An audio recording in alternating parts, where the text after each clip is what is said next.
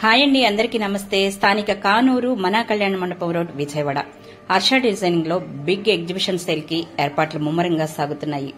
ఎప్పుడనుకుంటున్నారా? రేపేనండి. October 9, 10, 11, 12 4 రోజుల పాటు వాళ్ళ కలెక్షన్లు ఎగ్జిబిషన్ లో ఉంచుతున్నారు.